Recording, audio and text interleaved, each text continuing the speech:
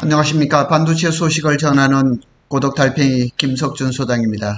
오늘은 삼성전자와 SK하이닉스, 마이크론, 삼성전자에서는 좀 짧게 살펴볼 건데요. D램 전략을 좀 살펴볼 예정입니다. 먼저 들어가기 전에 김정호 카이스트 교수님께서 연합뉴스 유튜브하고 나와서 짧게 나온 그 얘기를 좀 한번 살펴보겠습니다. 삼성은 어떻게 해야 할 것인가. 삼성의 단점은 HBM을 약간 기대하지 않았다. 그렇죠? 그래서 이 김정호 교수님이 삼성에다 HBM을 제안을 했는데 삼성이 제안을 안 받아들였어요. 그런데 총력을 기울이지 않았죠. 삼성은 HBM 말고도 할 일이 많으니까 HBM에 대한 투자를 좀 소홀히 했죠. 그리고 2019년에 잘 알다시피 그때 당시에 김기남 부회장이 HBM 연구팀을 해체를 해버렸죠. 그러나 시장이 열리지 않았음에도 불구하고 SK하이닉스는 여전히 그 HBM 연구를 했고 그냥 대박을 맞은 것이죠. 그래서 뭐 모든 사람들이 미래를 안다 그러면 얼마나 좋겠냐면은 생성형 인공지능 챗GPT 트랜스포머 모델이 나올 줄 누가 알았겠습니까? 우리도 마찬가지죠. 우리도 인생을 살아가는데 사업을 하거나 다 그런 경우가 많죠. 그래서 뒤늦게 쫓아가야 되잖아요. 그런데 삼성이 무기가 있어요. 삼성의 무기는 뭐냐면 파운드리거든요. 지금 SK하이닉스가 잘 나가지만 HBM4에서 가장 밑단되는 베이스 아이를 파운드리 그 노하우가 없으니까 TSMC인데 맡겼단 말이에요. 그런데 HBM4부터는 이 베이스 타이가 일부분 그 GPU 역할도 하고 또 그 주문형 반도체 역할도 하기 때문에 굉장히 중요해요. 그 다음에 삼성전자가 D램에서부터 HBM 패키징까지 다 할 수 있어요. 토탈 솔루션을 가지고 있거든요. 그래서 이게 굉장히 큰 무기가 되는 거예요. 그런데 삼성이 저게 큰 무기인데 이게 성숙도가 좀 아직 무르익지 않았다는 그런 그 단점이 있는 거죠. 자, 요거는 제가 직접 만들었습니다. PPT로. 카이스트 김정호 교수님이 그젠가요? 11일 날 그 줌으로 이렇게 나오고 오늘 아침에 보니까 유튜브에 떠 있더라고요. 거기 나와 있는 자료를 가지고 제가 HBM4 26년 올해 말부터 시작이 되죠. 그 다음에 HBM5, 6, 7, 8까지 이렇게 해서 쫙 만들었습니다. 제가 만든 거니까 필요하시면 가져가시려면 흔적을 남기고 가져가세요. 그냥 가져가지 마시고요. 그래서 여기 또 점유율을 또 한번 살펴보면 이 통계가 조금씩 다를 수가 있습니다. AI GPU 시장의 점유율 24년입니다. 저는 GPT의 통계를 가지고 말씀드렸습니다. 엔비디아는 80에서 90%, 그 다음에 AMD가 5에서 10%, 기타입니다. 기타는 인텔, TPU라든가 AG라든가 이렇게 된 거죠. 그러니까 HBM 시장에서 이 통계를 잘 기억하세요. 이 점유율을 잘 기억하세요. 왜냐하면 HBM 시장이 이 메모리 반도체 시장에서 어마하게 크다는 거죠. 그리고 이 메모리 시장이 또 그 다음에 D램 시장이 파운드리화 되고 있습니다. 그래서 그것도 제가 글을 지금 여러 번 고치고 있는데 그것도 한번 제가 방송에 한번 올리려고 합니다. 그래서 삼성전자는 제품 고도화가 지금 굉장히 필요해요. 그래서 HBM3 이거 돈이 되든 안 되든 빨리 건너뛰고 HBM4 조기 상용화에 들어가야 됩니다. 그리고 패키징 경쟁력도 확보를 해야 되고요. 그 다음에 고객사 엔비디아 뿐만 아니고 AMD는 뭐 소식이 좋게 잘 나오고 있죠. 그래서 전략적 협력 강화 그리고 프리미엄 제품 중심으로 해서 포트폴리오를 잘 짜야 되겠죠. 그리고 이제 기술의 고도화, 고객 확대, 고수익 구조 전환, 생산 인프라 강화, 시장 신뢰 회복. 이게 지금 뭐 이 5대 전략축이라고 얘기하는데 삼성전자가 지금 제일 못하고 있는 거죠. 근데 최근 이제 JP 모간에서 보고서에도 보면 삼성전자가 첨단 원C 나노 공정으로 제작한 HBM4의 엔지니어링 샘플 수율이 60%를 넘었다. 이러는 긍정적인 소식도 있습니다. 그러니까 엔지니어링 샘플이니까 머지않아 HBM4에 대한 샘플이 나올 수 있다는 얘기죠. 뭐 8단, 12단 HBM3 이가 지금 콜 통과가 안 돼서 엔비디아에 납품이 못 된다 할지라도 어차피 그거는 콜 통과를 한다 하더라도 엔비디아가 많은 물량과 좋은 가격을 줄 확률은 제로입니다. 그래서 그거는 어떻게 보면 이 HBM 시장에서 엔비디아라는 KS 마크를 하나 얻는다. 그 정도에서 만족을 해야 되겠죠. 그래서 오늘은 또 SK 얘기를 한번 해볼 건데, HBM이 효자가 맞네라는 제목이 달렸어요. D램 영업이익 중에서 HBM이 과반입니다. 그래서 이 얘기를 오늘 한번 해보도록 하겠습니다. SK 하이닉스가 HBM의 효과를 톡히 보고 있습니다. HBM 비중을 확대를 하고 있거든요.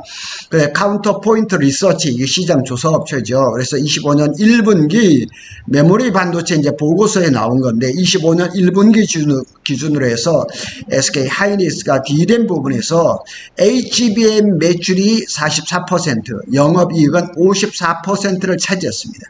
출하량 기준으로는 전체의 14%에 불과하지만 수익 기여도가 매우 높은 겁니다. 자, 여기 한번 보실까요? 요 그래프를 보시면 잘 아실 겁니다. 여기에 25년 1쿼터 D램 shipment 전체 매출을 얘기를 하는 거죠. 전체 D램 중에 매출이 대략 한 14%. 그 다음에 요게 이제 D램 중에서 HBM이 이제 리비뉴, 그렇게 이 HBM 매출이 한 44% 이렇게 되는 거죠.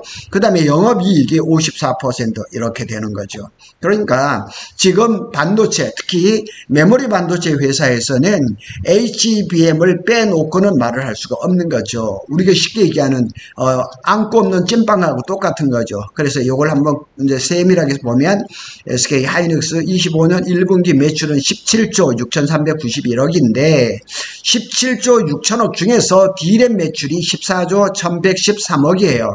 전체 매출 중에서 대략 80%를 차지를 하는데, 이 D램 14조 1000억 중에서 HBM이 얼마냐? 6조 2090억이라는 얘기죠. 절대적으로 차지하는 거죠. 그 외에 이제 D램 중에 LPDDR이라든가 DDR5라든가 그 다음에 GDDR6, 7 이런 것들이 지금 또 차지를 하고 있는 거죠. 그리고 HBM에서는 12단이 이제 확대가 되죠. 12단은 사실은 납품이 된 게 얼마 안 되거든요. SK 하이닉스의 주력 제품인 HBM3 12단. 마이크론도 지금 12단을 콜 통과를 해서 생산 준비를 하고 있지만 본격적인 출하는 아직까지 안 돼 있거든요. 그래서 지금 현재로 HBM3 12단은 SK 하이닉스의 독점적인 시장이고, 그것이 3분기부터 블랙웰 울트라에 들어갑니다. 그래서 HBM의 80%까지 12단 HBM3 2를 가겠다는 얘기죠. 8단은 점점 시장이 줄어드는 거죠. 삼성이 아직까지 여기에 진입을 못한 거죠. 가격은 기존 8단 HBM3 대비해서 50에서 60%가 더 높다는 얘기예요. 독점 시장이니까 천하의 엔비디아도 SK 하이닉스에 HBM3 12단을 비싸게 사줄 수밖에 없는 거죠. 이에 따라서 향후 HBM 매출 및 수익성은 더욱 증가할 겁니다.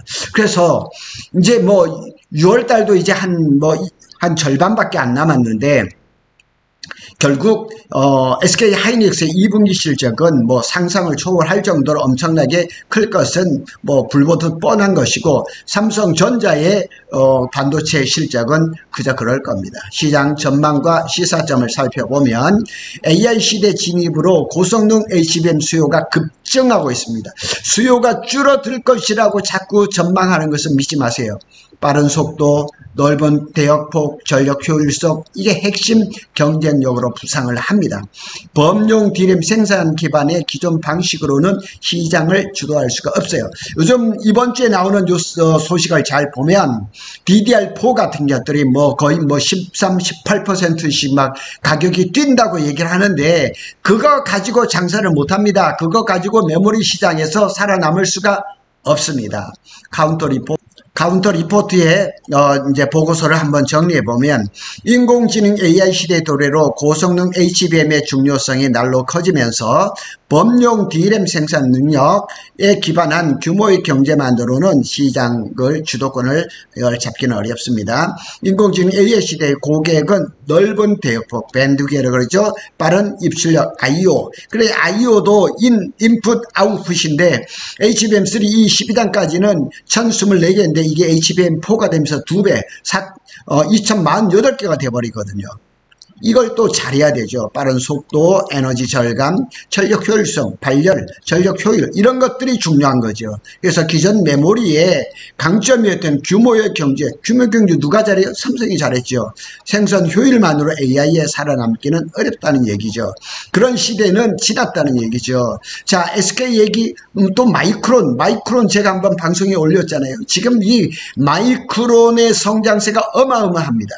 그래서 여기 보면 마이크론이 전체 D램의 40%를 미국에서 생산하겠다.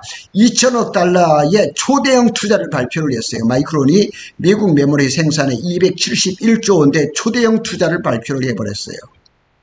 우리나라 271조인데 제조 시설에 한 1,500달러, R&D에 500억 달러, 기존 대비해서 300억 달러를 증액을 했습니다. 대단합니다. 마이크론 뭐 어마어마합니다. 투자 목적은 뭐냐면 전체 D램 생산의 40%를 미국 내에서 생산하겠다. 미국 내에는 지금 현재 메모리 반도체, D램 이런 생산하는 시설이 없습니다. 파운드리 일부 있죠. 뭐 삼성 파운드리, 그 다음에 TSMC가 최근에 또 애리조나 팹을 가동을 했죠. 그러나 팹리스는 어마하게 많죠. 그래서 HBM 생산 및 패키징 역량을 확대를 하고 시장 수요 대응 및 점유율을 유지를 하고 AI 시대에 대응을 위한 기술 경쟁력을 강화를 할 것이다. 주요 투자 계획을 한번 볼까요? 하여튼 이 마이크론이 어마어마합니다. 아이다호의 보이시의 두 번째 첨단 메모리 공장을 신설을 하고 버지니아주의 매너서스의 또 기존 제조 시설을 확장하고 현대화를 하고 뉴욕주에도 최대 4개의 첨단 양산 공장을 계획을 해요. 이게 뉴욕주의 지금 조감도예요. 이런 것들을 지금 삼성은 지금 뭐 텍사스 팹 하나 가지고도 지금 계속 그냥 가동 일정이 미뤄지고 있는데 마이크론은 어마하게 지금 하고 있다니까요. 제가 여러 번 말씀드렸잖아요. 대만, 그 다음에 싱가포르, 일본, 그 다음에 미국인데 미국도 한두 군데가 아니거든요. 이렇게 많은 팹을 지금 하고 있는데 그러니까 제가 항상 말씀드리잖아요. 메모리 반도체에서 이 마이크론은 세 번째밖에 안 돼요. 스몰 마켓인데 이 공장이 다 마무리되는 27년, 28년 되면은 캐파가 어마하게 늘어나는 거예요. 그러니까 불과 2년, 3년밖에 안 남았어요. 근데 삼성전자가 지금 평택 캠퍼스의 P4도 이 외부 껍데기는 다 해놓고 절반을 지금 마감 공사를 주저주저 하고 있거든요. 소식이 들려오기는 뭐 7월 말부터 한다 뭐 이렇게 얘기가 나오는데 워낙에 삼성이 그 스케줄, 그 일정표가 뭐 뒤바뀌니까 감을 잡을 수가 없고 기초공사를 다 해놓은 P5도 지금 엄두를 못 내고 있거든요. 이러다 보면 이게 따라잡힐 가능성이 있단 말이에요. 그 어떤 애널리스트가 전문가가 얘기를 하는데 보니까 SK 하이닉스도 투자를 게을리하다가는 까딱하단 마이크론한테 이게 추월당할 수도 있다는 이런 극단적인 얘기도 하고 있거든요.